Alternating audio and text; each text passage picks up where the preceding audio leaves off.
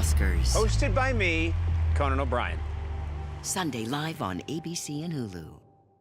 Let's dive into the reason why we're here and talk about the 97th Academy Awards, which just took place. It's been a very, very highly anticipated award show, especially for both of us. We've been talking about these particular movies from 2024 for the entire year, of course, but really over the past 7 or 8 weeks with award season sort of being at a fever pitch and all of the big shows happening, such as the Golden Globes and Critics' Choice, SAG, BAFTA, so on and so forth.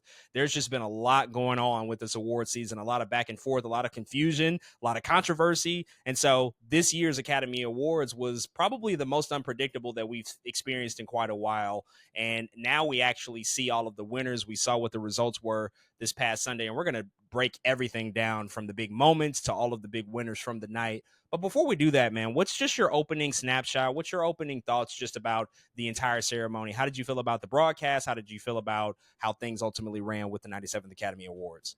Yeah, you said it. Very highly anticipated, I think, Academy Awards, partially because, you know, the precursor awards that we subscribe to or that we watch, WGAs, PGA, DGA, BAFTAs, SAGs, all of that, Golden Globes, all of that has been such an interesting landscape, and it's been throwing wrenches the entire time. So, of course, I was really excited to watch this show and to just kind of get into it, man. It's been an interesting, I think, movie season, too, just to see how people feel about these films in and out. You'll talk to somebody and they might like Anora better. You talk to somebody, Wick is their favorite movie of the year. You talk to somebody else, they really like Flow or Real Pain. It's been really interesting, I think, to see. And so just to see what the culmination of all of that here in the Academy Awards was really interesting. And the show itself was it was okay. It had its ups and it had its downs.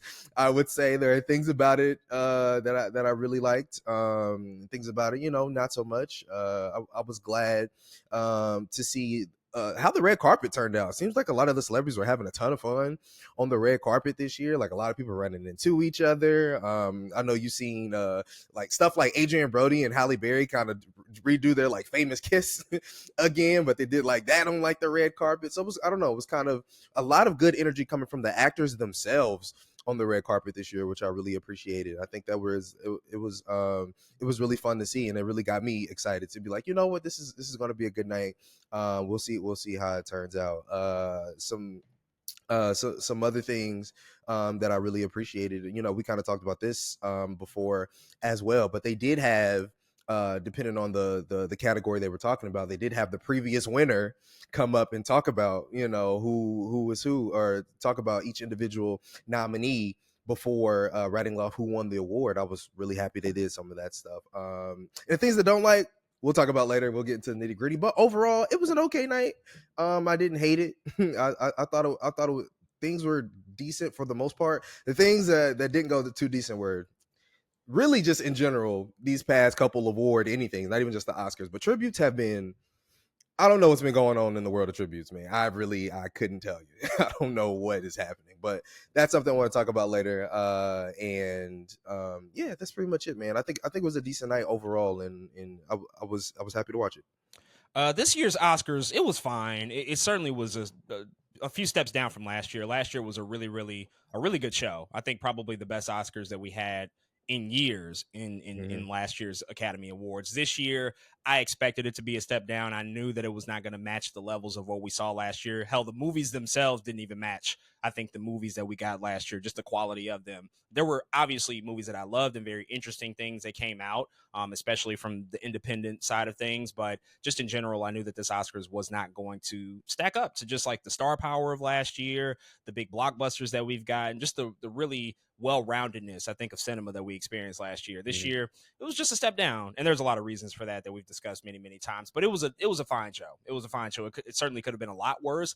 Certainly have notes on plenty of things that we'll get into here. But let's talk about the movies, the big winners, and you know, I think really kind of split up this conversation between like the actual winners of the night and then, you know, a lot of the big moments that happened in between many of the awards that were given out.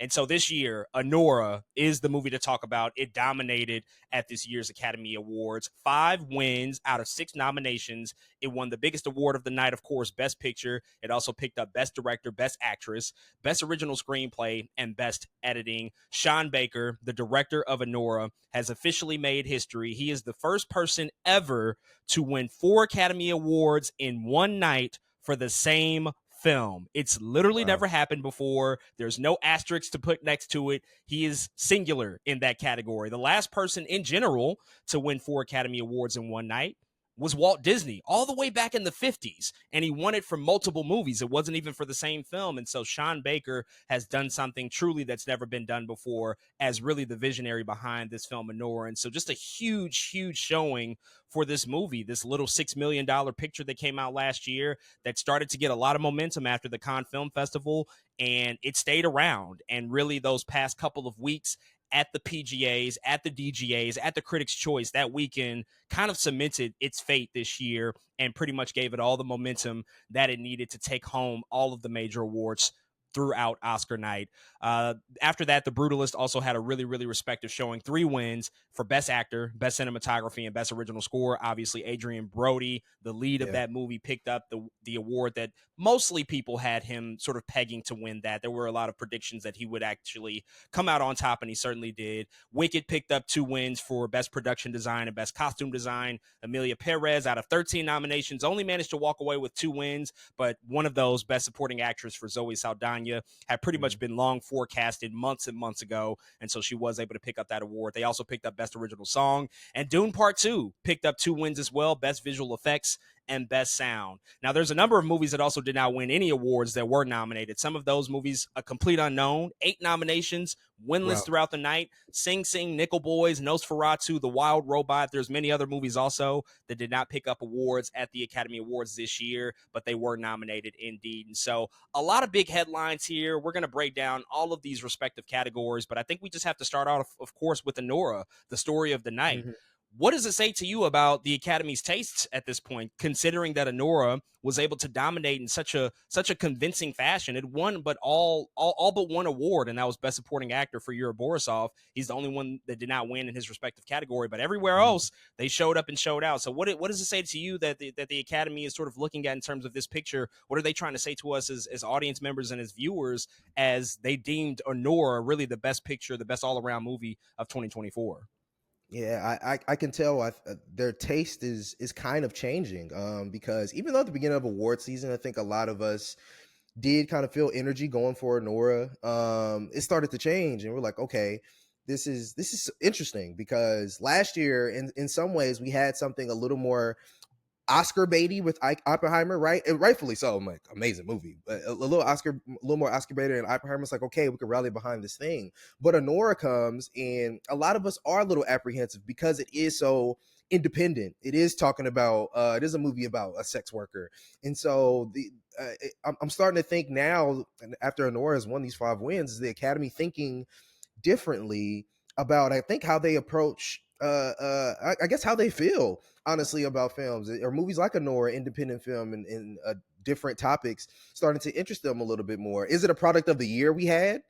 That could very well be it as well, for sure. And that could be one of the reasons it stands out so much. But also I'm starting to see, like, wow, 5, like, it just doesn't make history on accident. And so just thinking about Sean Baker, thinking about independent film, thinking about the things that Anora tackles, it's different than what the Academy usually would go for. And I'm interested to see what other years look like, where you have an Anora in one year, right? Something that's like very well talked about, everyone loves it. But then you do have something, I think, a little more an more Oscar baity movie that's a little stronger than some of the other ones that we got this year, right? Like A Complete Unknown was a little Oscar baity, didn't do as well, or even in some ways Conclave, a little Oscar baity, didn't do as well. And so I'm interested to see. I kind of want to see, like, something super independent like Anora go up against something super good in Oscar baity like an Oppenheimer, and see what that means for the Academy and what that looks like. But yeah, I think their taste is starting to change, or at least feels like it's starting to change, and that's what I'm starting to gather, at least a little bit. It's the voting body. It's the difference in the makeup of the voting body. It is a younger, slightly more hip Academy voting body these days. It's not just mostly consisting of 70-year-old white men anymore. Obviously, they still make up a good portion of the voting body, but there's 10,000 Academy members right now. It's the largest voting body that they've ever had. It's historically, it's never been that large, but they continuously invite new members to try to diversify the ranks. And now, even in this day and age, and we'll talk about this with some of the other awards, 30% of their membership are international. They're considered international voting members. And so that's also just considered a huge sea change from what it just used to be 20, 25 years ago.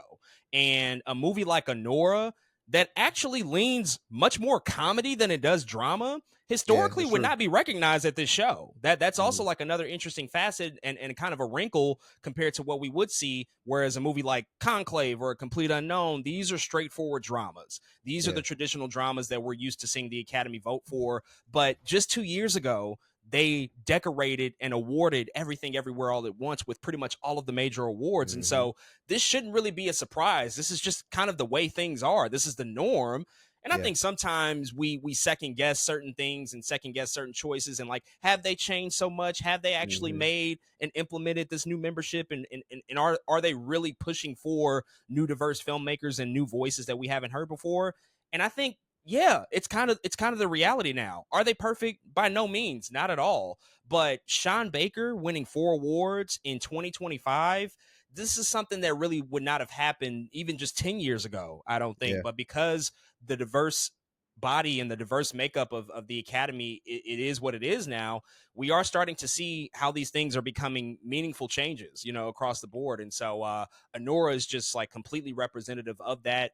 It's one of the most unpredictable award winners in terms of Best Picture that I think we've gotten in the 21st century. And then everything else it won, such as Mikey Madison being as young as she is to pick up that award. These are all just signals and signs of just the sea change and the changing of the times within the Academy itself. It is a new Academy. It's not the same old Academy that I think we are typically used to seeing.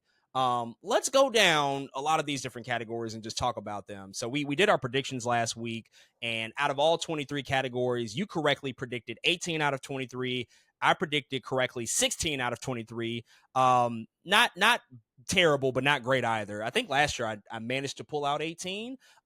Took some chances on Conclave that did not work out. Conclave actually only won really one award throughout the night. And so again, that momentum that Anora really gained a couple of weeks ago after the Critics' Choice PGAs and DGAs was really all it needed, because also voting at that time had not even started yet. Voting had yet to open. And once those awards came and everybody just sort of rallied behind that film and then voting happened, by the time that Conclave won those BAFTA awards and it won the SAG awards, it was kind of too little too late.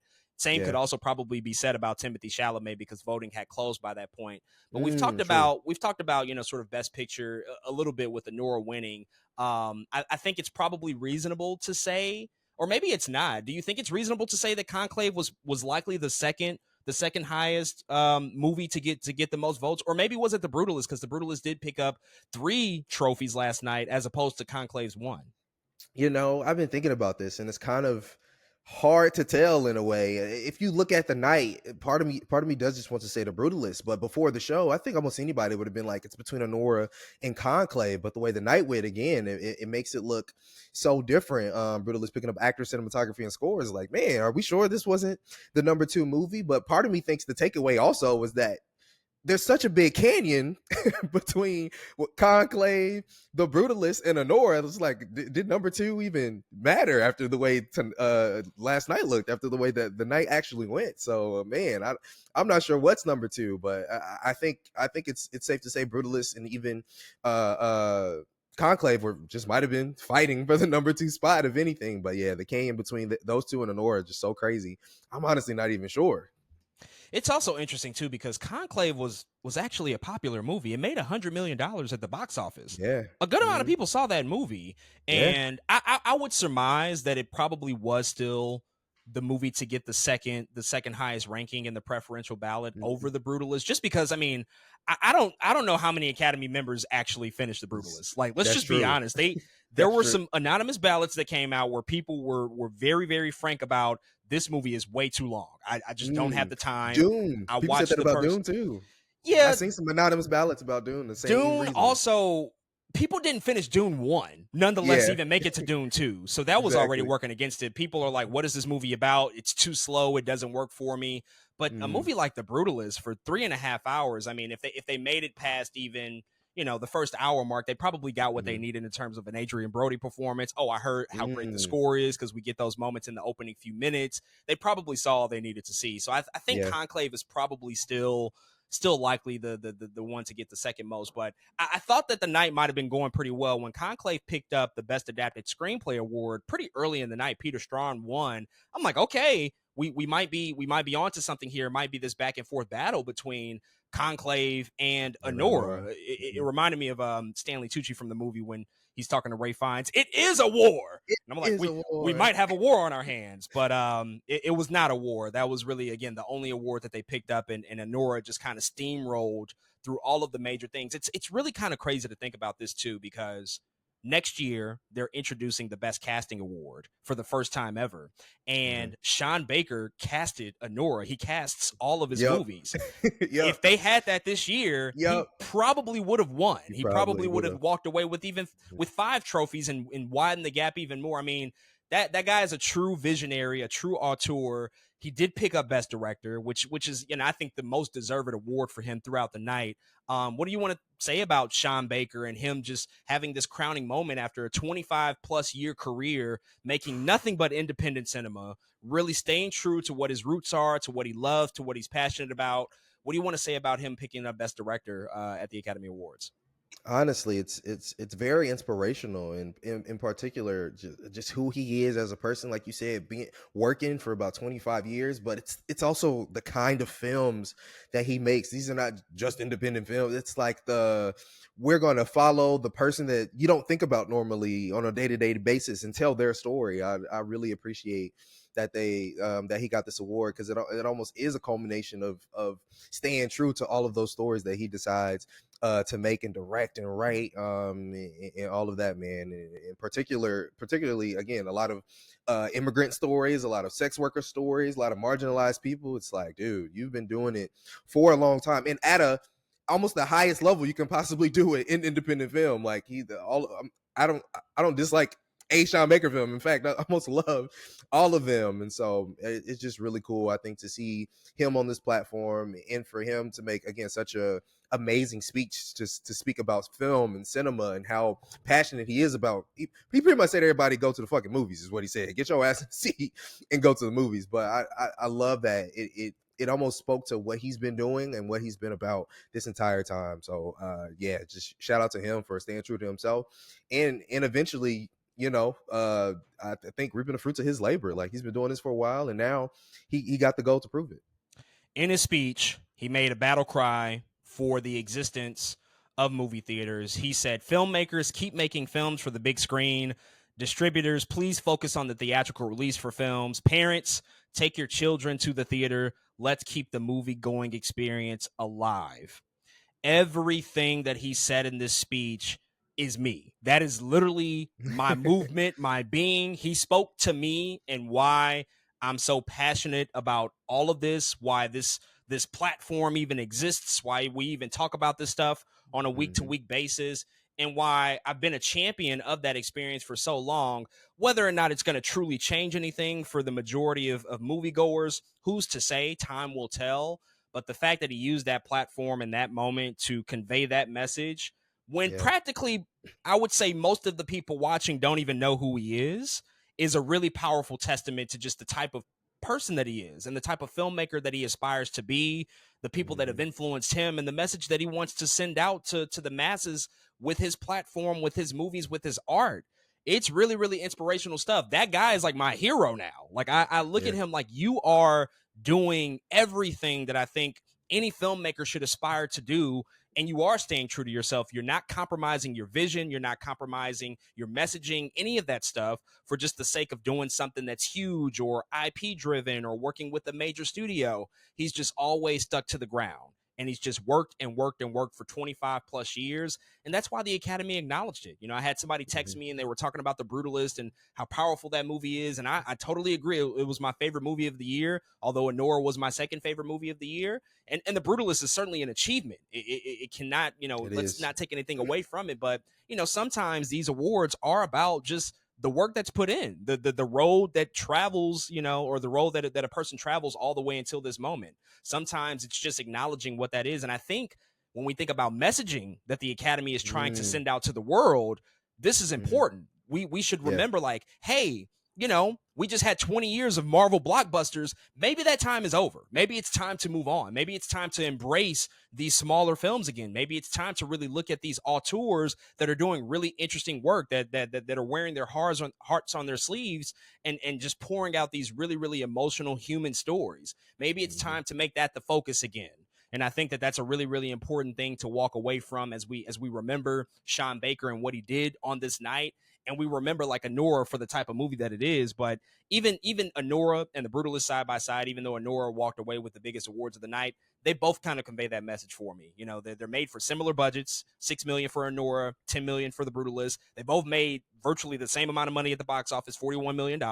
Hopefully these movies can make more in the future, but it is just showcasing like, hey guys, there's still really, really great art that can be made and really creative stuff that can be done if you have the right filmmakers, if you have the right vision, so on and so forth. So I'm just glad that he used that platform and that he took that moment to really just convey all of those different things. Let's talk about the acting categories. Adrien Brody for The Brutalist. You know, we long sort of predicted that he would win. There was slight hesitation, I think, from a lot of people. Hey, is it Timothée Chalamet's moment? Is Timmy gonna walk away with it? Is he gonna be the next youngest Academy Award winner for Best Actor? But that was not to be the case. Adrien Brody did walk away Best Lead Actor for The Brutalist. Had an elongated speech, took his time for certain. He definitely took his time. I think in some of that there were some meaningful messages. There was some heart there. But maybe could have paced it a little bit better. And he certainly he was not having the music, which I'm actually here for. Cut that fucking music off. But he definitely took his moment and took his time. What did you think about Adrien Brody? You know, pulling it out, ultimately winning over Timothée Chalamet, and you know what that ultimately means for the performance that Adrien Brody gave in The Brutalist. Yeah, I think this is one of the most, I think, deserving awards of the night. Like when I do look at every Best Actor nominee, I'm like, Adrien Brody was going crazy for 3.5 hours. You know what I'm saying? I'm like, this dude, it's a really, really good performance. And you know, that speech, it was long. It needed an intermission for the dang speech itself. And I think that was the biggest critique from Adrien Brody. It was like, man, dude, your speech is long, but I think well deserved. And it is funny. He also brought it up how he's kind of getting he's winning again for a similar film, talking about some similar things. We talked about that as well on the show, that, you know, from Brutalist and The Pianist, here we are kind of making some of the same decisions. But it's I think it's really cool. I think it's deserving. And yeah, man, I think you could tell he had a good night. He was like the last to win. So you see him, the best cinematography, you see him hugging everybody. You see best original score, you see him kissing and hugging everybody. And I think he was just waiting on his moment kind of to shine. I think he kind of felt, you know, that he was going to win. I think, and a lot of people were rooting for Timmy. You know, like you said, we were asking, is it Timmy's time? And you know, maybe not yet. You know, and I think we all feel he's going to be here for a while. The SAG threw a wrench and everything. Everybody's like, Timmy, he's coming up. What's going to happen? But you know, I think Adrien Brody takes it. But I think rightfully so. I really do think he was the best in that category, and I think he deserved it. So yeah. Yeah, he was my will win and my should win as well. I think that the performance he gave was magnetic. It was an achievement. You know, you can look up the amount of screen time that all of the acting winners this year had in their respective movies. Adrien Brody is in 70% of The Brutalist in terms of being on screen, which amounts to about 2 hours and 10 minutes. That's a lot. That's a lot of time. And sometimes these awards, it's very similar with Mikey Madison. You know, one of the drawbacks, and we'll get to it more, but, you know, Demi Moore, that movie becomes a two-hander in the middle of it. And Mikey Madison, in a similar fashion, is in most of the shots of Anora. And sometimes it's not only the best acting, but who's doing the most in these movies, who's really carrying the film and putting it on their back and making sure that it's going to be the best possible performance that it can be. And he deserved it. He definitely deserved it. Now, Adrien Brody, he's had like the weirdest career. Wins an Academy Award at 29 years old for The Pianist, youngest Academy Award winner ever in that category. His post-Oscars career is so strange because he does like some big studio stuff. He's in the Peter Jackson King Kong movie. He's in that Predators movie, which is actually a decent Predators film. Yeah, it's okay. But then he's in like a lot of direct-to-video movies, a lot of stuff that people haven't seen. He's in, quite a few Wes Anderson projects. He gets cast in those movies the most. But he's not this huge star. He's not this name that everybody knows.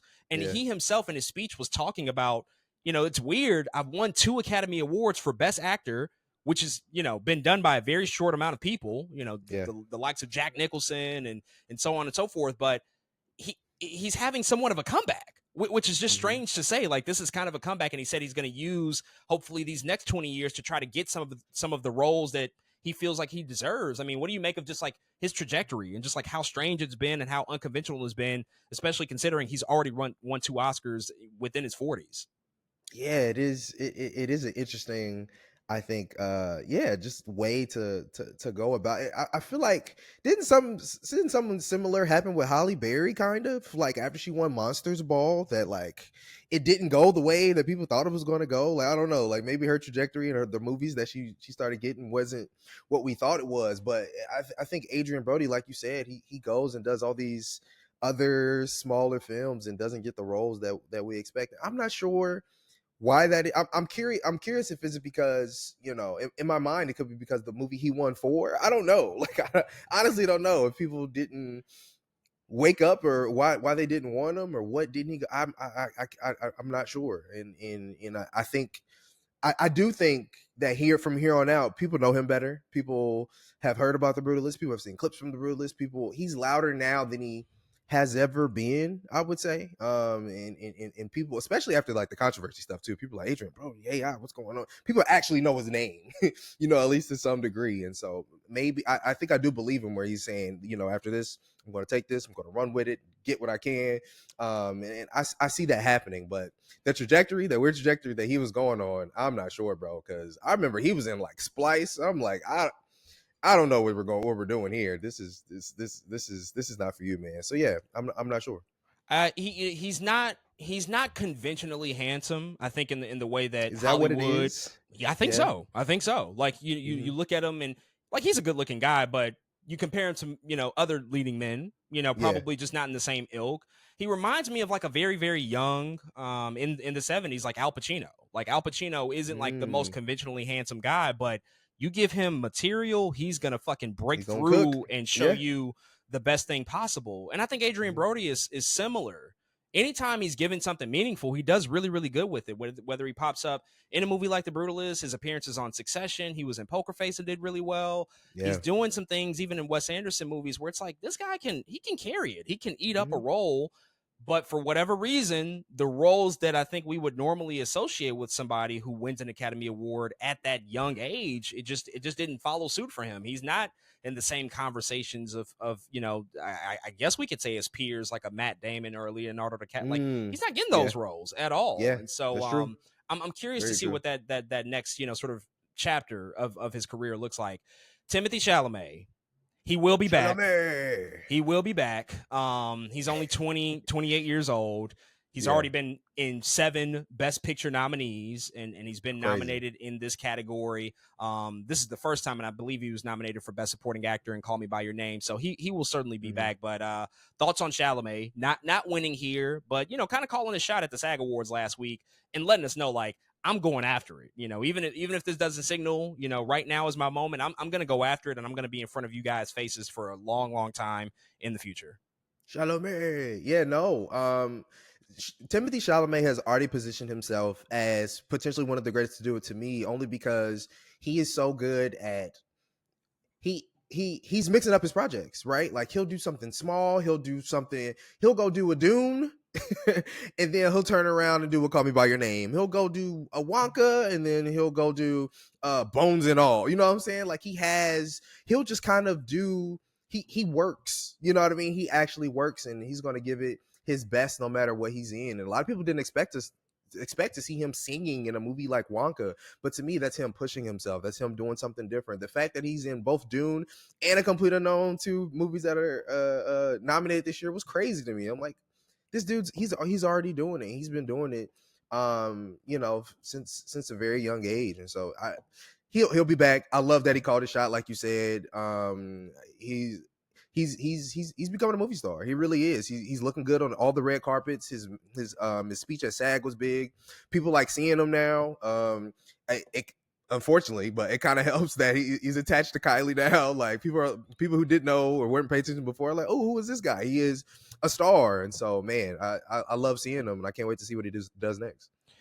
Man, he's gonna have a great career. As long as he stays on the straight and narrow, he will certainly be okay. And I can't wait to see what he continues to do and what he does next, because the commitment level is just truly there. And he ran a hell of an awards campaign. He had so much fun and did so many cool things, and just really showcased his personality outside of the movies. Because a lot of times, many of these actors, you don't really get to know who they are in certain spaces. But he's just kind of letting it all hang out and having a lot of fun doing it. So I respect him for it. Best actress, Mikey Madison wins for Anora. I'm not going to go as far as to say a surprise, because she did have momentum after the BAFTA, but man, us included, picked many people picked Demi Moore to win for The Substance. Thought that this was going to be a crowning achievement for her career, for 35 years in Hollywood, taking on a lot of big budget roles, a lot of genre roles, and she's just been nailing every single speech that she's been able to give. And I'm sure she had a fucking heater in her pocket ready to go on Oscar night, but it was not to be the case. Mikey Madison won. What do you want to quickly say about her before we talk a little bit more about Demi? Man, just wow. Like you said, I know she had it. The energy was just so interesting. I don't know, man. It unfortunately the BAFTA actress to Oscar actress is like undefeated at this point. Like I don't know what it is. I don't know all the perfect calculations, but it's just how it happens. It's just how it works. But yeah, not much to say, man. It's funny. I've been talking about it to people at work, and everyone is so I don't know if distraught is the word, but a lot of people were rooting for Demi here. And so you could even kind of see it, when it happened. You could kind of see Demi's face a little bit, like almost a little bit of shock and a little bit surprised, because I know she was prepared, I think, to accept that award. But yeah, it's what an interesting turn of it. This was definitely probably one of the closest races of the night. Yeah, and I think, look, this is one of those things where, again, when you do compare the performances, and we forget this all the time, I think, while we're casting these predictions and thinking about these and getting sometimes in a place of overthinking, you look at just the performances. Mikey Madison carries Anora. That is her movie through and through. She's in nearly every single scene, and it's a pretty phenomenal performance at that. She's funny, she's heartbreaking, she's tragic, she's angry, she's sexy, she's beautiful, she's everything in that film. And that's not to say that Demi wasn't in her own respective role. There's a lot of complicated things happening in The Substance, but she shares a lot of that with Margaret Qualley once she becomes a prominent character within the film itself. But her career, man, it's been a phenomenal one, and it finally felt like it might have just been the time to kind of give her that crowning achievement. It's a really tough beat. You can see it all over her face. The camera people, they made sure to rest on her face for a while, which I feel funny about. They didn't really do that for many of the other contenders or winners throughout the night, but I think everybody kind of knew that this was as close of a race as it could get throughout the entire night. But to me, she's had an incredible career, and I'm happy she's at least won in other places. She's won at SAG and Golden Globes and Critics' Choice. She's gotten this other recognition and just didn't go winless.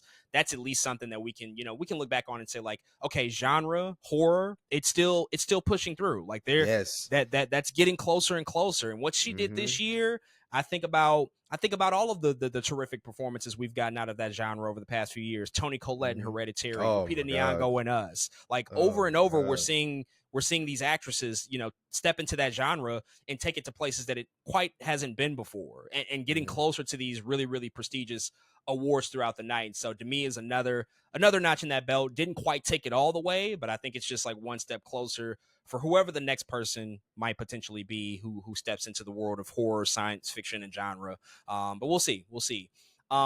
The best supporting actor and actress categories, I don't really have a ton to say here. These were the easiest calls of the night. Kieran Culkin wins for A Real Pain. Super deserved. Gave another sort of apparently off the dome speech. It was probably partly prepared, partly off the dome. It was settling on his heart. And he definitely had a whole story with his wife that just, put her completely on blast. It was funny. It was something. And then, of course, Zoe Saldaña, incredible speech. Very well prepared. Talked about her mom, just talked about her trajectory. First person of Dominican descent to win an Academy Award, which is also just great history for her.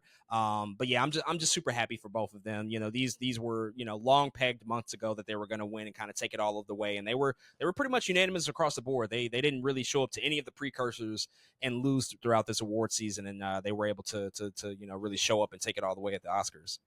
Yeah, it's this was probably the easiest part of the night. I think we knew he was going to win.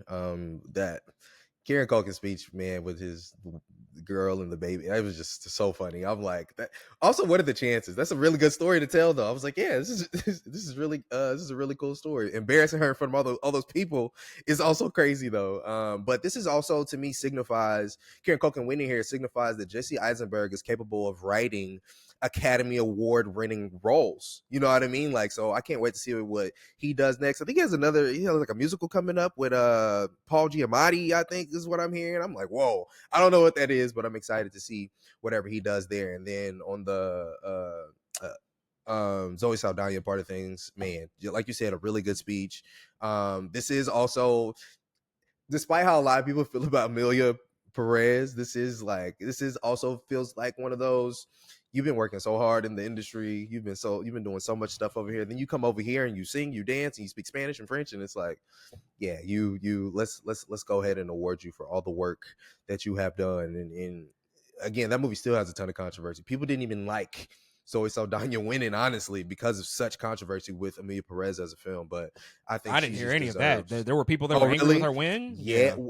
There was like a post interview with her, and somebody asked her in that post interview, how does it make you feel that a lot of, specifically people from Mexico, are feel some type of way about the way in which Amelia Perez speaks about this issue? And she pretty much was like, I disagree about what I was like. And a lot of people, it was just, it is a little bit of, it's one thing to not like the response in a post press interview versus the win itself. But I'm sure that answer didn't necessarily endear her to people. That response probably, that's what it was, left a further sour taste. But let's be honest, most of these people didn't even watch the movie. Let's just be real. That's true. Most people didn't watch Amelia Perez. They heard things, and it's easy when something is getting such backlash and it's getting stepped on by damn near everybody. It's easy to just hop on that train and be like, oh well, it must be terrible. I saw people that were saying on social media, like, well, I'm certainly not going to watch it because I've heard nothing but negative things about it, which I feel is crazy and ridiculous. Like, watch a movie, judge it for yourself. But I think it's also easy, like, if she gives a response that people don't agree with, then they'll just say, like, oh, well, yeah, you shouldn't win. Why would you win? Because you're stuck up about the representation of this country in this movie, whatever the case may be. Which, again, what are the merits of the performance? Because we can have that argument all day long. Look at what exactly Carla Sofia Gascon. I mean, she called it last night. She called it real bad from Conan in the opening monologue. That was spicy. That was real. So I did not think that they were going to do that and call it out so directly, but that was a brilliant fucking joke that he laced in his opening monologue about the F-bombs and her publicist, and they showed her on camera. She was there. She got a few sort of like muted claps. I didn't think they were going to show her. I was very, very shocked. Yeah, I was surprised they showed her. It was pretty shocking, but that's kind of the brilliance of Conan. Like, why run away from a moment like that? Like, let's go at it head on. Conan was cooking low key. Yeah, he had an incredible monologue.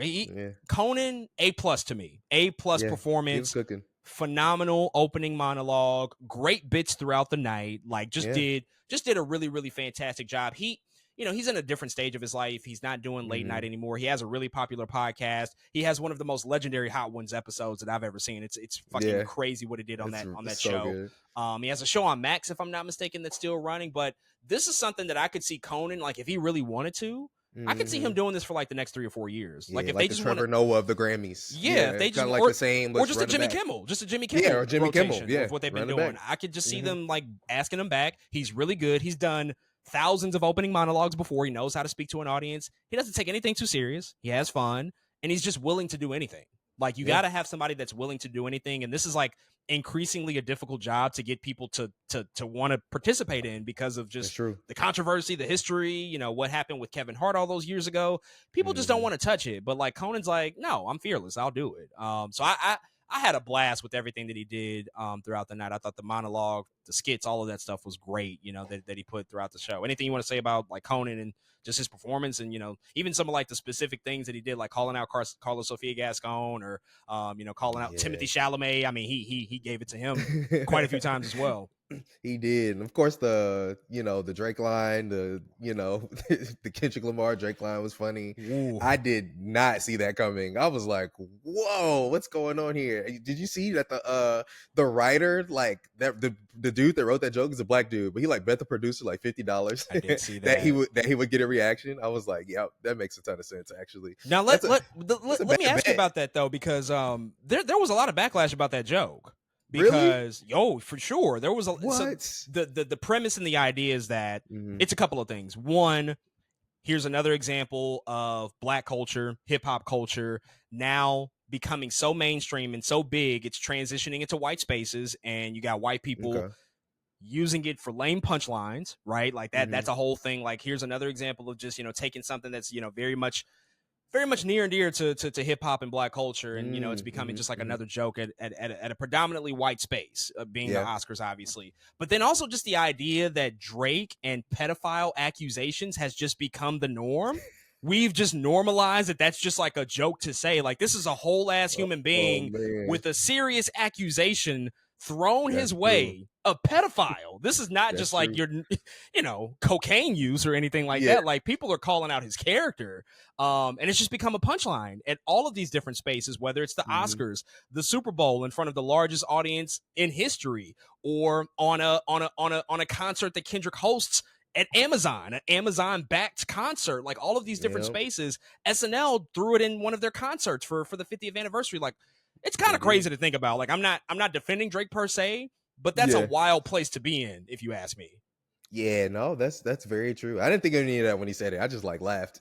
I'm just like, oh, here we go again. But yeah, no, everything you said makes a ton of sense, man. And what like you said, what a position for Drake to kind of be in. Like, wow, here we are. Like, is this going to continue to happen, or how long is this going to continue to happen? How long am I going to be the butt of the joke? I don't know. But yeah, man, Conan O'Brien was funny. And I think, you know, I liked everything he did. I even like the stuff that was like, even everything with the firefighters. I love when they brought the firefighters out. The firefighters had their own written jokes that they had to perform. But Conan was there and giving them back and forth. He just did a good job hosting. Like that's what a host is supposed to do. Like not just the audience, but the people on the stage should also feel welcome. You know what I mean? And I feel like he did a good job even in that moment of welcoming all the LA firefighters and things like that. So yeah. That Joker 2 joke was brutal from the firefighters. I mean, that was my goodness. I was like, well, shit. It's probably accurate too. There's a lot of upset people about the performance of Joker 2, indeed. But yeah, Conan, he was incredible. I thought he did a fantastic job. Let's talk about some of the other winners. Screenplay award, I don't have a ton to say about those. Peter Strahm won for Conclave. Sean Baker won for Anora, just adding on to the narrative throughout the night. Let's talk about Best International Feature. I'm Still Here from Brazil picked up the win, beating out what was the heavy favorite for much of the award season in Emilia Perez. But over the past week and a half, I mean, really, maybe even further than that, I would say probably ever since Emilia Perez kind of went nuclear with the whole Carlos Sofia Gascon controversy. I'm Still Here, and the contingent and support behind that movie really kind of rallied from behind, and it did become the betting odds favorite over the course of the past week. I stuck with Emilia Perez just considering the amount of nominations, but man, this is huge for I'm Still Here. Obviously huge for that movie and what it means, but also for Brazil. This is the first Academy Award that Brazil has ever won at this particular show. There's also like that viral video going around of like thousands of people in Brazil who gathered to watch the Oscars to see if the Mm-hmm. movie would win, like it was a damn sporting event, like it was the Super Bowl, and you can see them erupt in elation and happiness that this movie Yeah. won. I said it last week. The Brazilian support for this movie is unreal. Like they are outside for this movie, and it showed up here and won this Academy Award. It was a big moment for them. Yeah, I should have went. See, this is one of those ones. The predictions are so interesting because sometimes you go with your head, and sometimes it's like, "Ooh, I probably should have went with my heart." And this is one of those moments I should have went with my heart because I really like this movie. I'm Still Here is really good, and it's the better movie to me than Amelia Perez is. But like you said, early in award season, Amelia Perez is just like cooking. You know, it's winning, and of course it slowed down, like you said, after controversy. But I wasn't sure that in what we had seen so far, that I'm Still Here felt so behind Amelia Perez, and it's like Amelia Perez is probably going to take this award, man. And so I'm so happy to see I'm Still Here win this award. Even our artist Gabe, I tweeted something about I'm Still Here won. Like, oh my god, Gabe tweeted some Brazilian flags underneath the post. I'm like, yeah, you saying Brazilians are lit for this movie? They are ecstatic. I'm really happy that it picked up an award, man. This was like one of the proudest I predicted wrong moments ever. I'm like, yes, I predicted wrong. Thank goodness. But I was really happy to see this movie come out on top. It's like the damn World Cup. Like we have won a championship moment for I'm Still Here. But no, it's definitely the deserved film out of this category for sure. Also nominated for Best International Feature. That didn't win that category, but won Best Animated Feature Film was Flow. Yep. The heavy favorite was The Wild Robot, which was one of the most celebrated, one of the most successful animated movies of last year. Here comes Flow, this teeny tiny movie from Latvia, made by probably about 15 people, using free software that anybody can go online to use to make this really heartfelt, emotional movie about a cat astray that gets disconnected and lost from its family and has to survive in the elements. And it pulled out the win. I did pick this one. I was actually so confident about this one. Like The Wild Robot, heavy favorite, but I was so confident just considering, again, that international contingent, how strong they are in the Academy now. And it reminded me of last year when we went to the Academy Awards and Spider-Man Across the Spider-Verse seemed like the heavy favorite. It was going to do a follow-up performance from the first movie. But Miyazaki and the power of that movie and just the narrative that it might be his last film, and it is an international film. But just seeing that Flow was nominated for Best International Feature, that gave a lot of confidence, and I think a lot of people to say like, oh, it has a shot. And it beat out DreamWorks and Universal. It beat out Disney and Pixar. It beat out Netflix. Wallace and Gromit ended up on Netflix. Like, this small movie beat out these powerhouse animated companies, these corporations. And I think it's totally deserved. It was one of my top 10 movies of last year. So I wasn't really that shocked, but I was just super elated and super happy to see them pick up this win. Yeah, no, I was also actually really proud to see Flow. Also one of the predictions I got wrong. But I it's so interesting because I honestly feel like The Wild Robot, I think it was still a close race, right? When you think of Wild Robot, it was in Best Sound. I think it was in Best Score. I'm like, this is kind of being nominated for some big awards here, especially amongst the other nominees that it kind of sat in. But, you know, seeing Flow definitely had a chance, like you said. And I was glad to see it win because that voting body is different now. They're starting to think different. I think I needed a couple more years to see how they're thinking, particularly in this category, in the animated feature category. And now I feel like now it's like we're really thinking different. And I'm glad Flo picked up this win, man. I think it is definitely well deserved. I still think Wild Robot is one of the best American animated films that we've gotten in a couple years. That feels like, I mean, again, the nominations is getting the way it feels and the things that it talks about, but I think Flo is also very well deserved, man. I'm pretty happy that Flo won here. Also, the first Oscar ever for Latvia. Latvia. Who would have thought? Conan also introduced that into his gig as well. I forget the country he said, but he said the ball's in your court now, and he just a random small country that hopefully can show up in the future. But let's talk about Wicked and Wicked's performance and just kind of the presence of Wicked throughout the night. So Wicked won 2 awards for Best Costume Design and Best Production Design. I'll get to those in a second, but the night started off with a bang. We got a performance from Cynthia Erivo and Ariana Grande. This had been rumored for a few weeks. It was confirmed last week that they would be performing. And of course, I think a lot of people would suspect, like, yes, well, they're going to perform, Defying Gravity, or, maybe one or two of the songs from Wicked itself. But they did something a little bit better, even more so than that. We had Ariana Grande actually opened up with a rendition of Somewhere Over the Rainbow, followed by a rendition from Cynthia Erivo of Believe in Yourself, performed by Diana Ross and The Wiz. And then it ultimately culminated in the combined moment between those two with Defying Gravity. And of course, Cynthia Erivo taking stage and once again, just fucking knocking it out of the park and delivering on exactly what you expect from her. It's definitely, I think, one of the more viral moments of the night because so many people saw Wicked. It was one of the most popular movies of last year. And, they forgoed the traditional original song performances to do a few different things this year. Some of them didn't really work, but this is one of the moments that absolutely worked, and it was a great way to kick off the night. I agree. And what better way to... The thing is about Ariana Grande and Cynthia Erivo is them girls can sing, which is again something we're gonna talk about different. It's like, I don't know why we picking and choosing a little wrong here, I think, but this is the thing that we chose correctly. What a way to start off the night. I loved it. The fact that we're doing Somewhere Over the Rainbow, like you said, Believe in Yourself. It get honestly when I heard When I Think of Home, I Think of a Place, I actually got chills because you telling me The Wiz is on at the Academy Awards. The Wiz, like, are we serious? Multiple times this night as well. Multiple times. I was big Wiz. It made me so happy though, because I just didn't expect that to happen. But here, they sang it so beautifully. The visuals are crazy. Like, there was a lot of good things happening on stage. I was really proud of Cynthia and Ariana Grande. They really brought it. It was one of the better openings to Academy Award show I've seen. Like, just pure vocal, opened the night beautifully. I think the energy after that, everybody stood up and clapped. It was just like, yep, let's start the night. So really good start to the show.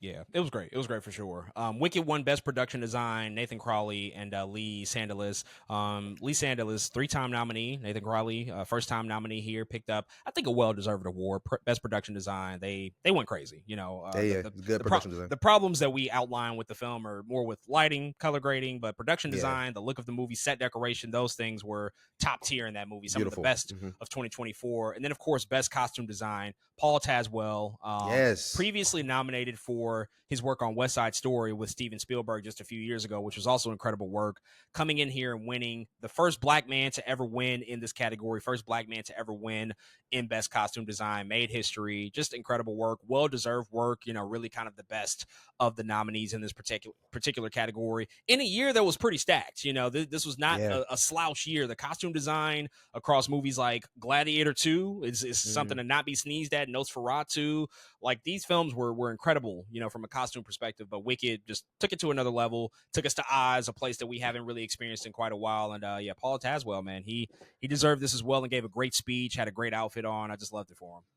Yeah, man, it took us to 2025, to get here. First black man to win this award, but I was so happy for him. It's so very well deserved.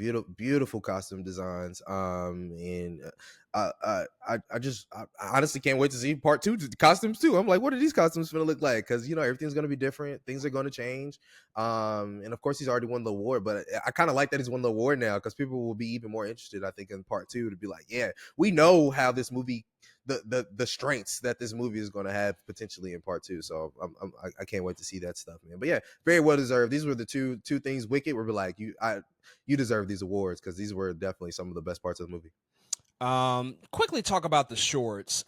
This is where I just it was brutal. Nobody, everybody. I went 0 for 3 in the short categories, which I don't know, man. I think that they really need to rethink the positioning of these, the placement of these. I just don't know. Or even just the availability of these movies, just the access and the ability to watch them. I'm not an Academy member. I'm not voting per se. So I think everybody that could vote had access to them, but just like the wide distribution of them, I just don't know. But Best Live Action Short went to I'm Not a Robot.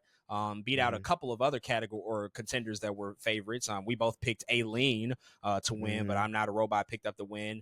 Animated short went to In the Shadow of the Cypress. We both had picked Wander to Wonder. And then in best, what was the other short? Animated live action? Documentary. Documentary short, yes. The Only Girl in the Orchestra, which you did pick correctly, and I picked I Am Ready Warden. I don't have a ton to add here per se, but I, again, I do think that, I do think that these need to be rethought just in terms of the show itself, because they also gave out these awards kind of in the middle, which is where things started to drag in the runtime. Like this show was 3 hours and 45 minutes, so they went over by about 15 minutes. And it's just always like the Oscars always run over, but I think in the middle when they started to give out these awards, this is where it particularly started to kind of drag for me, where I'm like, okay, we still have not, and probably never will figure out this pacing thing. I don't know. It just might be an ever eternal thing that they'll just never be able to crack. But I don't know. I don't know how much these really just add to the overall broadcast. Yeah, these awards themselves were interesting too, because, or just this year, just in general, a lot of people got these wrong. Like other pundits, everybody, if you look at just certain websites, Gold Derby, whatever a lot of people just got this wrong. It's so interesting to see how the Academy voted for these this year, and it could be everything that you're saying, which is partially just like access to see these things. Like a lot of people haven't seen these live action and documentary shorts. Like, where are we supposed to watch these at? And a lot of times, once I find out, like, okay, these are the Academy Award nominated shorts, let me go watch them. They're not available, or you got to pay $6 to rent it, or you got to there's just so much work that goes into seeing a lot of these shorts. But it's so interesting that this year almost everybody got it wrong, and not only that, but we both picked Aileen, like you said. They went against, I don't want to say the grain, but they went with I'm Not a Robot, which is not the so Aileen is cool because it was like a fuck you to Ice, pretty much. I was excited for them to win the award, get on stage and say fuck you, Ice, but they couldn't do that. But it's so interesting that they just went against it, and that isn't the thing that they decided to pick. But it's just everybody was wrong this year. It is what it is. I don't know what, like you said, I don't know if we have to keep including these, especially if nobody sees them or has seen them. And I don't know if they'll ever figure it out, but I understand wanting them to be included too. It's a weird place to be in. I'm not sure. At one time it was, kind of seen as the place for emerging new filmmakers, which could still certainly be the case, but I don't know. A movie like I'm Not a Robot winning in this particular like that's a Black Mirror episode. Like it is. Companion just came out. Like we have seen this literally Companion 1,000 times, so when it won, I was just even like, really? Like I was surprised. We've seen human beings think that they're humans and they turn out to be robots. Like it's been done before. I don't know. But speaking of not being seen, another movie that won that's not really been seen because it has no distribution is No Other Land. That won Best Documentary Feature. Can't talk about the movie because I have not seen it. There is no distribution here in the U.S. But the speech that the filmmakers gave, pretty impactful speech. This movie, it is set in the West Bank. It's not actually set in Gaza. It's not about the current conflicts per se, but it is set in the West Bank, and it does deal with some similar themes of a really hot button issue that's happening right now. And these filmmakers, they use their time in their speech to just preach about humanity, talk about and criticize the foreign policy of what's happening here in America. The relationships, obviously, and the tension that's going on right now. And it was really interesting because Samuel L. Jackson and Selena Gomez gave out this award, and they were like standing right behind them the entire time, and the camera just locked in on stage, which I think was also a very deliberate choice. The producers and the cameramen did not pan to anybody in the audience. We saw no audience shots because I don't know what the reactions would have been to this particular speech, because this is a very controversial thing. And even Sam Jackson up there looked a little, I don't know. He looked a little uncomfortable. Like, are we really doing this right now? Like, I don't know how he feels about all of this stuff, but it clearly is like one of those things that gets people, a little riled up. But they preached about humanity. They talked and used their platform to, I think,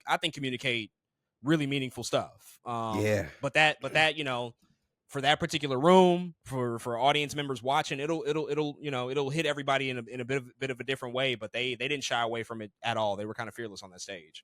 Yeah, and I loved how fearless I think they were about it, and it was very well thought out, and they said what they had to say, and and kept it moving. What was weird for me is was like, I don't know if it was right after it was either the presenter right after the presenter after that, but it was Gal Gadot right after that. It was, Yikes. And I was like, I think it was right after. It was so strange. Like, Gal Gadot that just came out like after this thing is happening. I was like, whoa, what's going on here? I thought joke. That was, I was like, whoa, this is crazy. But overall, man, I thought it was a great speech. I ain't gonna lie. I was like, yeah, hell yeah. Like I was there like, yeah. So man, like you said, it's interesting to see how it makes people uncomfortable. But I think depending on what we're talking about and what it is, we should be making people uncomfortable. So I was pretty okay with it. Yeah, 1,000%. I mean, Guy Pearce, he's been very vocal. He was there. He had a Free Palestine pin on. He was, sitting in the first few rows.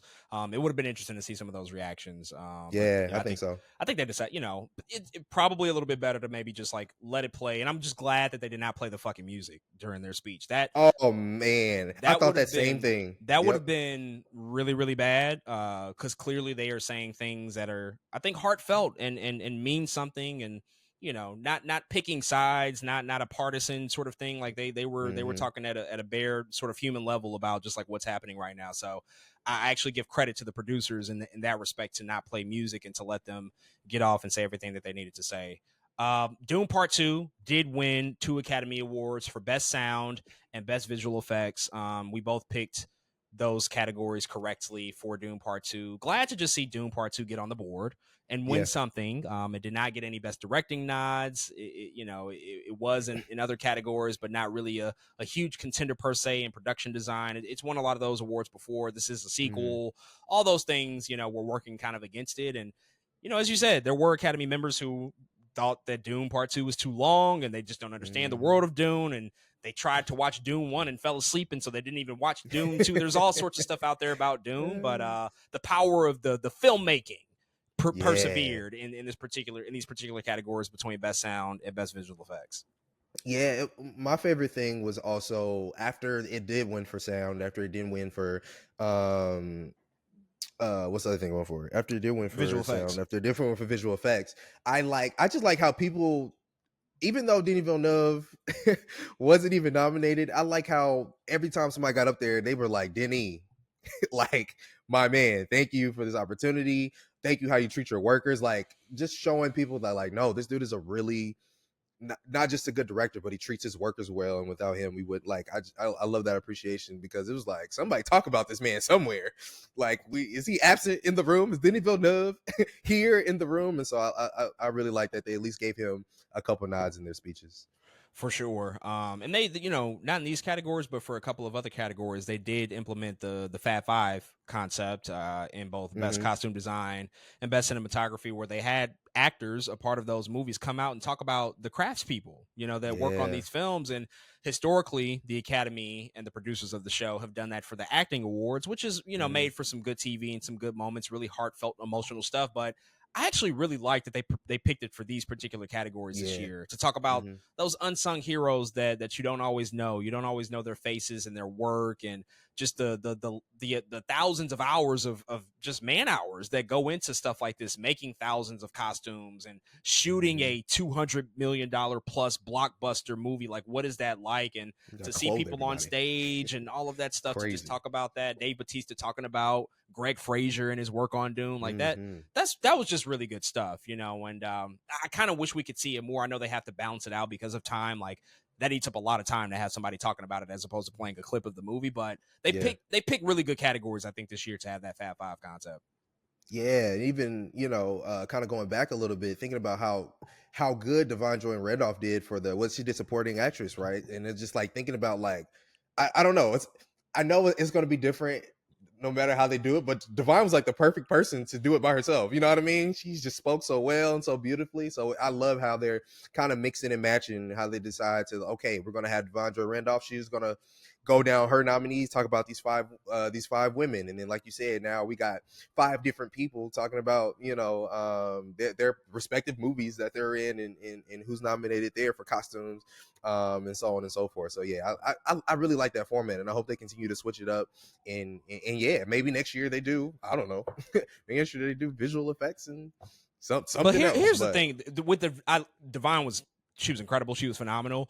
They did it for the supporting awards, but not the main acting awards, because Carla Sofia Gascon, who's going to say positive things. But that also kind of irked me, because now it's just like wildly inconsistent now you have like the supporting categories.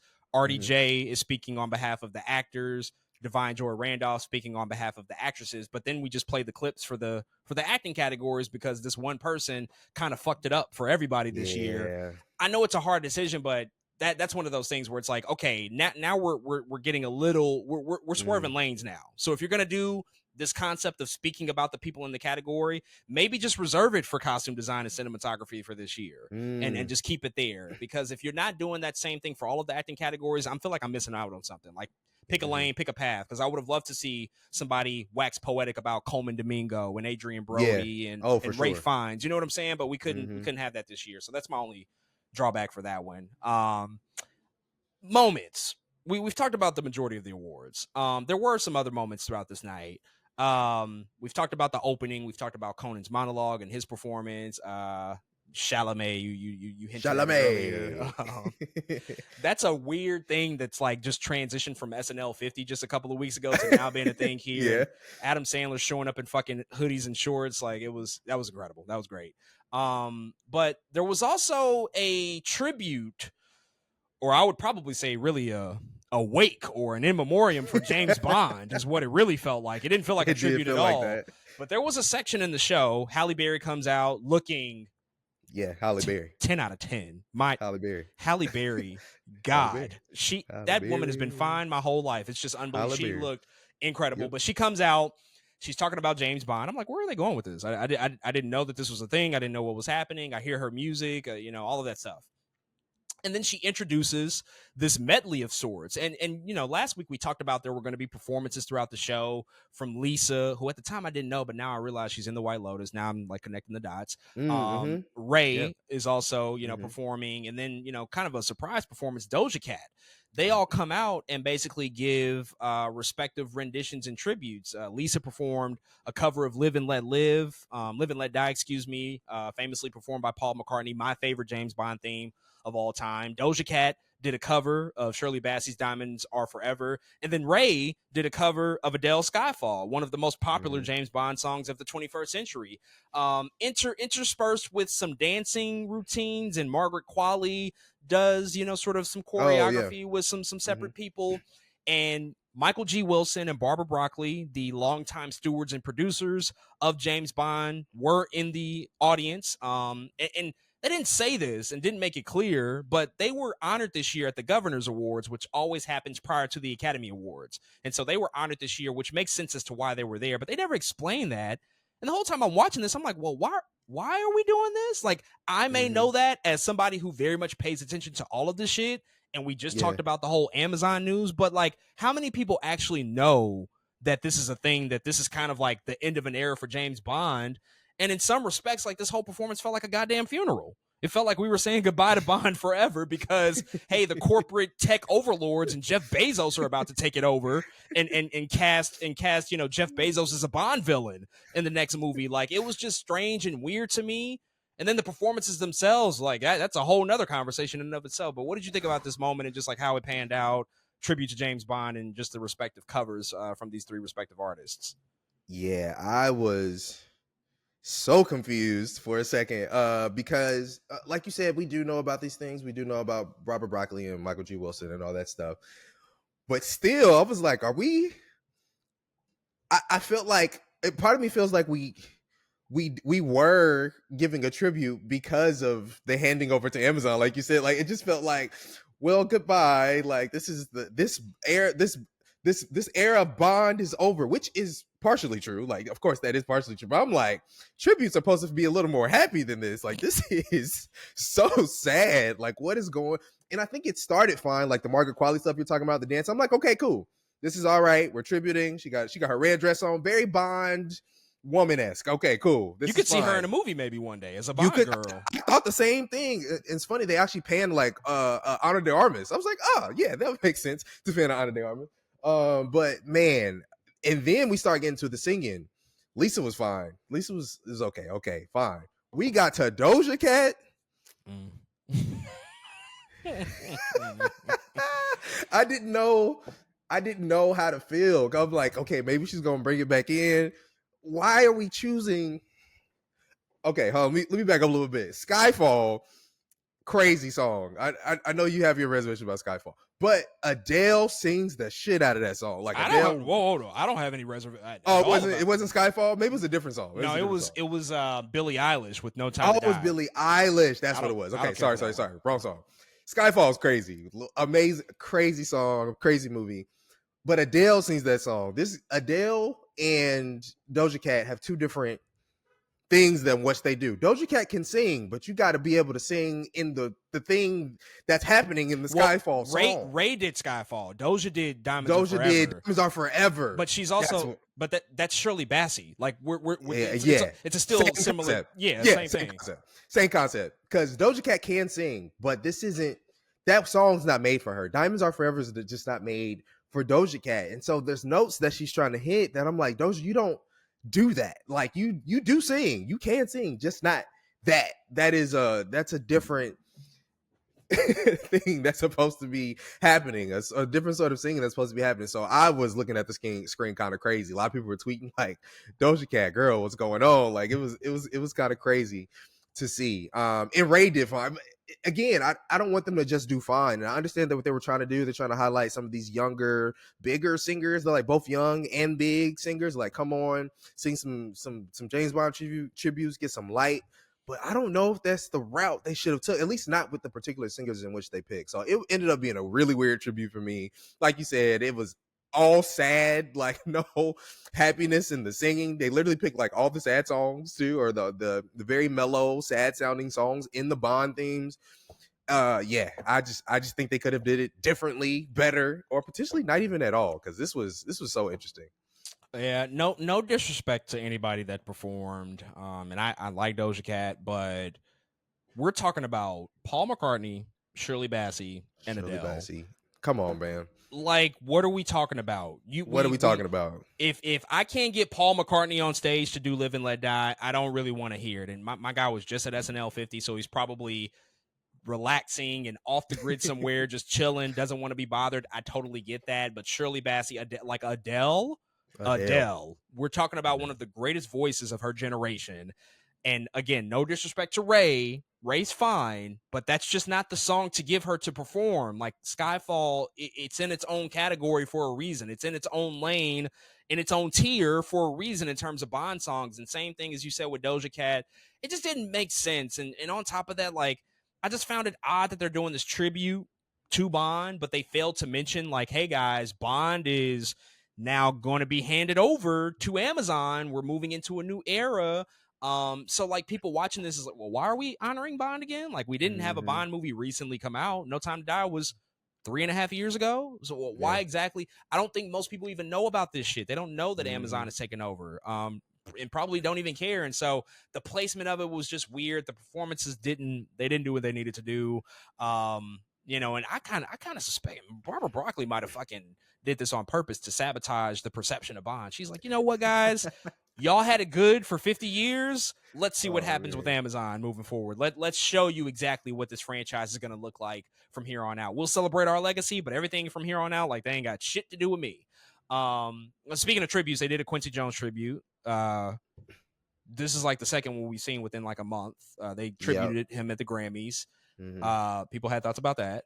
And people have thoughts about this one. We had Whoopi Goldberg and Oprah Winfrey do the intro, talked about their relationship to Quincy. Great stuff there. Whoopi looked really, her dress was like really, really phenomenal. It was. Queen Latifah comes out, performs Ease on Down the Road from The Wiz. The second time we got some Wiz music throughout the night.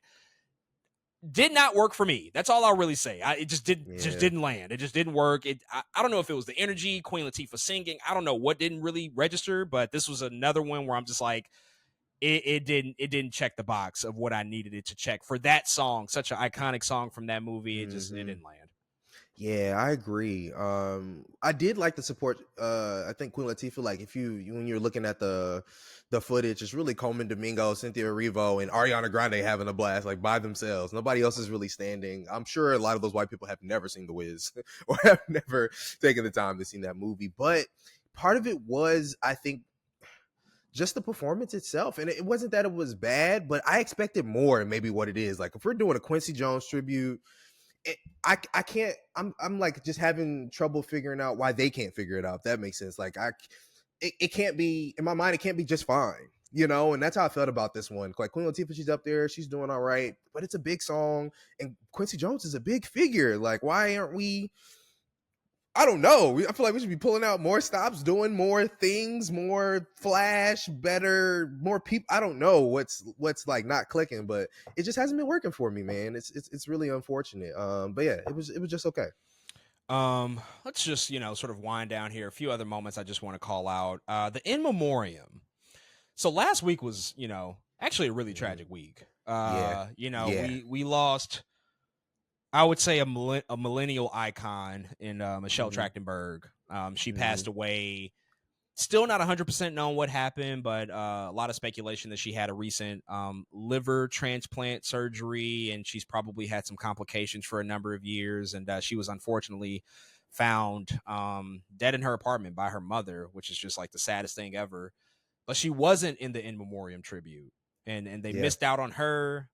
They missed out on Shannon Doherty, who passed away this Yep. past year. Another Huge. big name that I know a lot of us were very sad about and have a long relationship with her and just the work that she's done.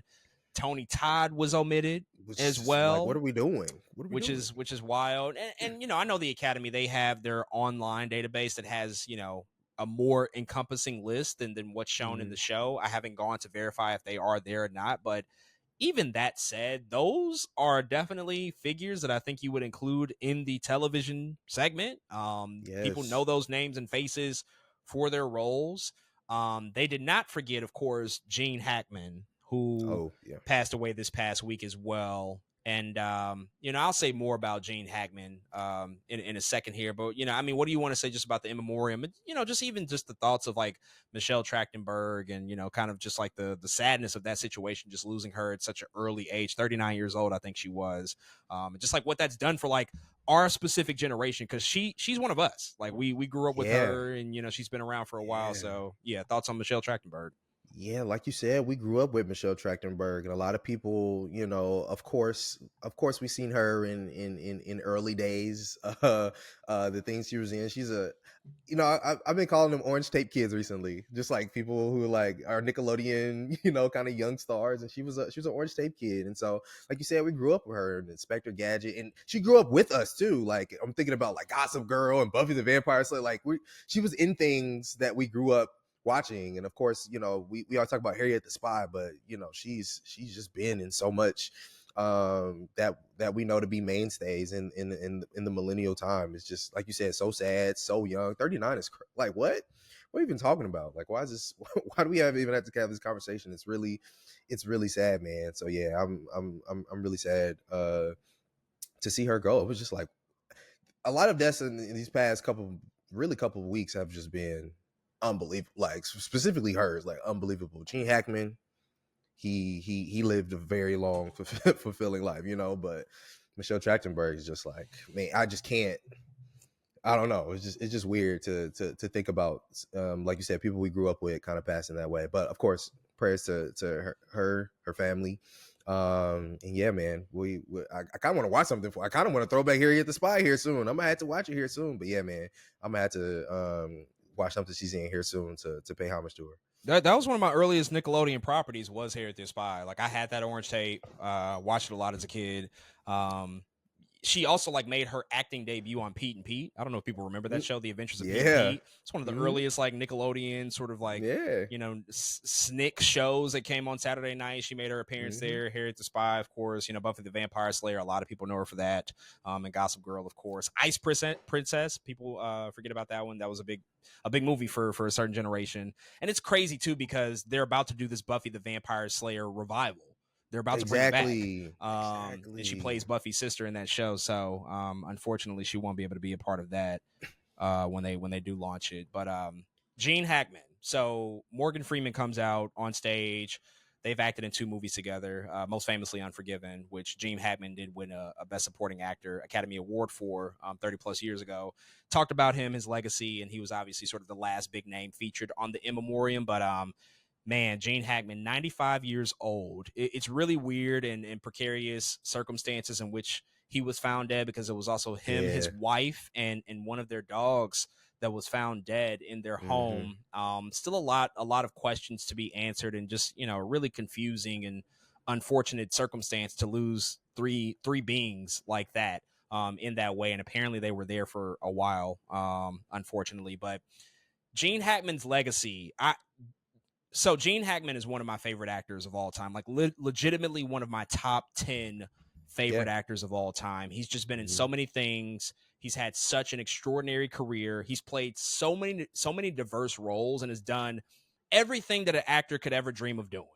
And what I admired as well about Gene Hackman is the fact that he retired such a long time ago from acting. He just hung it up in, I think, 2004. His last movie was like 20 years ago. It was Welcome to Mooseport with Ray Romano. And he just said, I'm done. I'm going to enjoy this last stretch of my life. And he did. For the past 25 years, he's just enjoyed life and lived a very long life. But this guy has been in bona fide classics, cult hits, big budget blockbusters. He's Lex Luthor in Superman. He won his first Academy Award for The French Connection. He's done everything. Movies like Night Moves that a lot of people haven't seen, to doing a lot of these buddy pairings in the 90s, movies like Crimson Tide and Enemy of the State. He's in one of the best sports movies of the 80s in Hoosiers. There's another movie that came out with Kevin Costner called No Way Out that people should watch. Like, he's just done it all. He's been an everyman. He's been a villain. He's been an antagonist. He's been a hero. There's just nobody like him. In fact, a lot of actors, a lot of our favorite actors that we talk about, they looked up to him as a hero. Denzel looked up to Gene Hackman as a hero. That movie, Crimson Tide, was almost a passing of the torch. He was 65, Gene Hackman was, when he did that movie with Denzel. Wow, I didn't even think about that. Samuel L. Jackson has talked about how, his output, the prolific nature of his career, was inspired by Gene Hackman, because Gene Hackman just acted his ass off and never stopped working.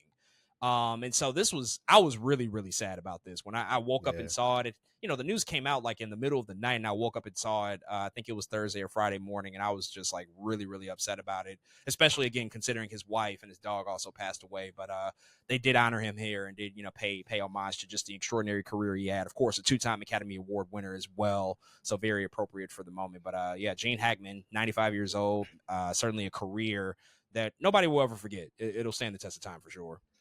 Yeah, I love what they said about that's what he wanted his legacy to be. That he worked hard and he put in that work, and he definitely did. And you already said it, man. He was in Gene Hackman was in everything. Like, dang, this dude is in this movie too. I never forget when I found out he was the voice of one of the generals in Ants. I was like, wait, that was Gene Hackman? I was like, are we serious? That was Gene Hackman. Of course, Royal Tenenbaums, Enemy of the State. I mean, this dude was just like, he's just a worker, man. He really was. And this is it made me sad too. Just one, he's just one of those ones. Just what, like, you just know Gene Hackman is around somewhere, and now it's crazy because he's not, man. And like you said, it's really sad to hear, I guess, the way they found him, and like you said, his wife and the dog. It's just like, what does that even mean? Like, what are we talking about here? So honestly, I want some answers. I'm like, what happened there? I really want to know. But man, we really lost a legend. And no one will ever forget about Gene Hackman. He definitely left his stamp on the industry, and his stamp on me as a movie watcher for sure, man. Just like Michelle Trachtenberg, I'm about to have a Gene Hackman marathon. To be honest, man, I need to get my fill again. But yeah, we throw around the word and the term GOAT lightly. Like, Gene Hackman is literally a GOAT of cinema. He's a GOAT of Hollywood. Like, that is by no stretch an exaggeration. So he's going to be missed for sure. Last couple of bits, I just want to kind of point out. There was a lack of stars here at this show. It didn't feel star-studded to me this year. And that's probably because half of fucking Hollywood is shooting a Christopher Nolan movie right now. And that's true. In I don't know, Morocco or Marrakech. I don't know where they're at. But he has half of Hollywood away shooting out the Odyssey. It felt like it was a lack of star power, I think, at this show. And I think the Golden Globes was more star-studded. This year. And I think we might have highlighted that and talked about that. And just, even the camera angles and the production of that show, you can see the stars in the crowd. Like, you have a moment where Vin Diesel comes out and he's right in front of The Rock, like stuff like that. They couldn't really manufacture anything like that this year because it just wasn't really anybody in attendance outside of the people that were nominated. A part of the movies, like the entire Emilia Perez cast, the Brutalist cast, the Anora cast, a few people here and there, some presenters, they did have they did have oh man, I'm forgetting who did it. Oh, Billy Crystal and Meg Ryan do Best Picture. That was a really good moment. Billy Crystal, greatest Oscars host of all time. But yeah, it just wasn't, those days of like getting Leo outside, Julia Roberts, Denzel, Jack Nicholson, Matt Damon, Ben, like, a lot of those people that we're just kind of accustomed to seeing, one, they're Yeah. getting older, but two, you They're know, getting older. if they're not nominated at all, they're not just coming outside and like having that reunion feel like it's really Hollywood's biggest night. People are coming out. It's like Hollywood's prom almost. Like everybody dresses up and, you know, goes outside and it's a great time. Whereas now it just kind of feels a lot more focused on the filmmakers and the people involved. But I did notice that in particular watching the show, there weren't really, and I work in social, so we're always thinking about like how to make something viral, reactions, things that happen in the show, like what can we turn into a moment? And there wasn't really anything that could be manufactured. You know, we couldn't get a Zendaya moment on the red carpet finding out that she's engaged to Tom Holland. That happened at the Golden Globes because, again, she's filming a Christopher Nolan movie. So, yeah, it was just a weird situation, a weird circumstance this year, I thought. No, that's really true though, and I think, you know, what you're saying is absolutely right. Part of it also is, I think we're now in a time where it's becoming, I don't know if important is the word, but it is starting to become more evident that we have a slight lack of movie stars. You know what I mean? Like, where are all the stars? It's a huge lack. Because like you said, everybody that you you know just brought up or you're talking about is older, and we do have younger actors and actresses, but I'm like, they're not.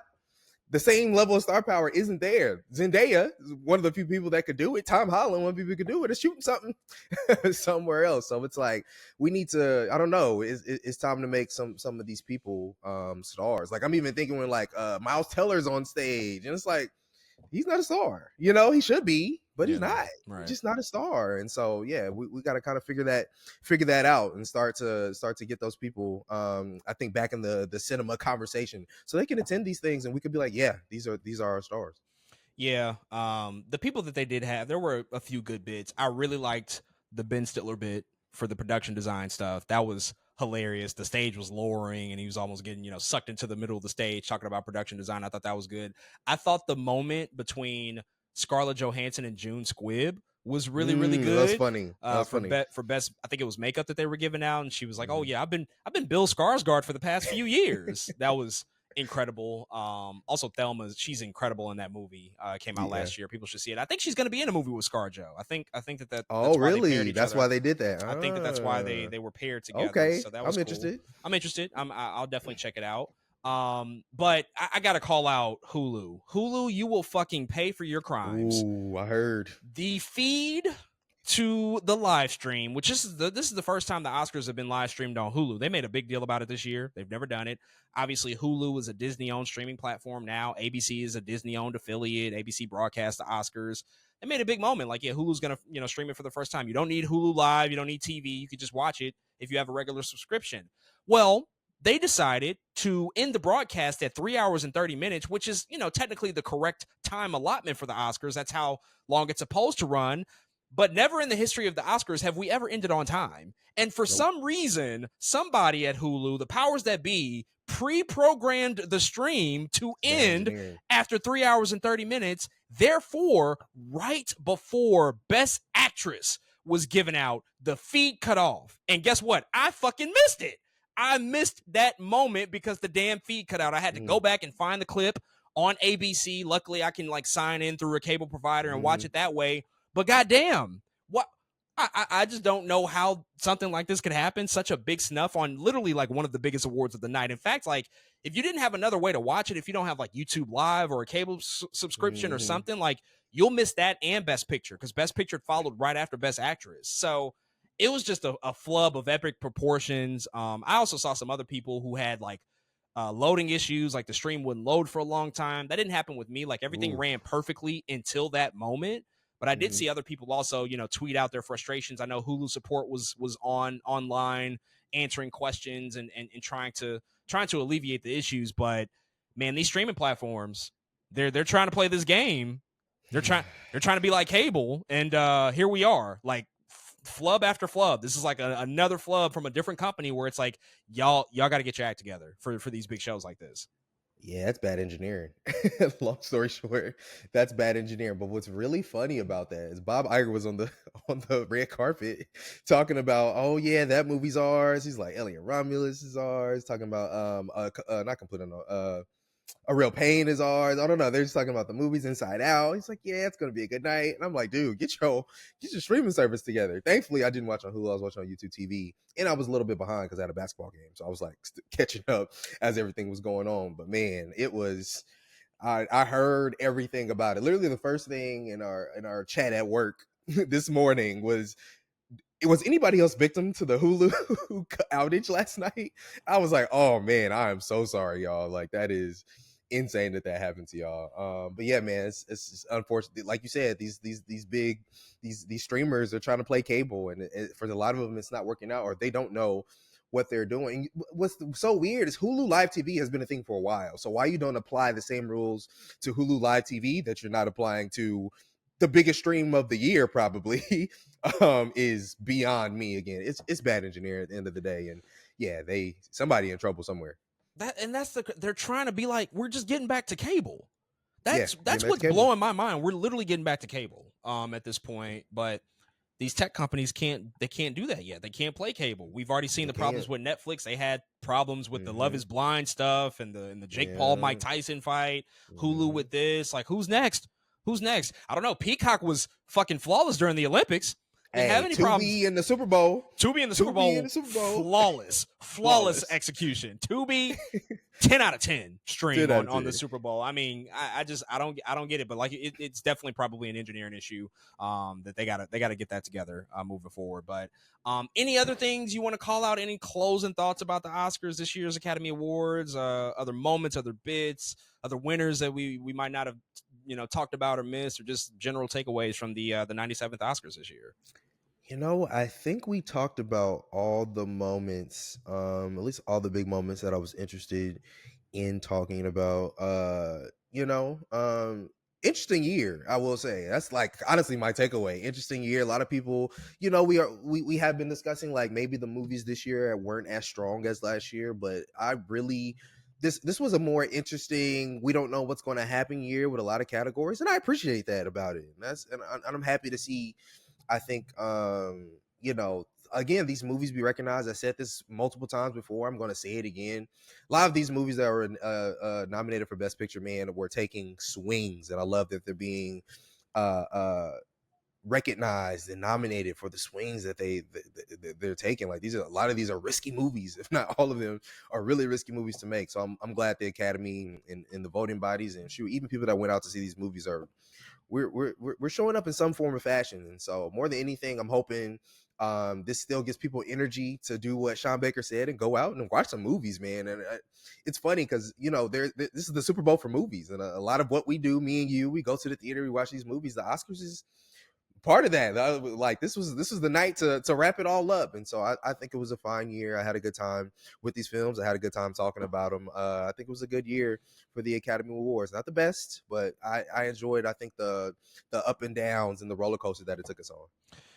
I'm interested to see what happens moving forward. As it relates to this year's show, I do anticipate that ratings will be down from last year. I don't think they'll be down necessarily significantly, but last year, Barbie, Oppenheimer, you just had a lot of heavy hitters, a lot more star presence.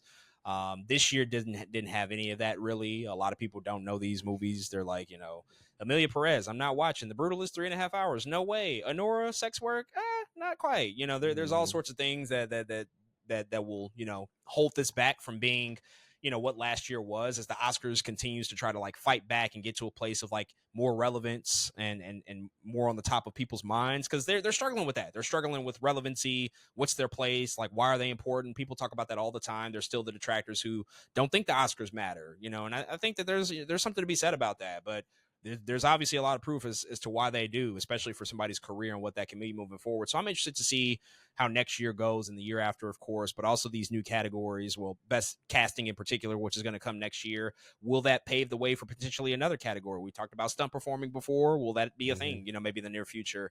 So I'm interested to just see, again, how this whole thing takes shape. It's one of my favorite nights of the year. It's one of my favorite things to follow.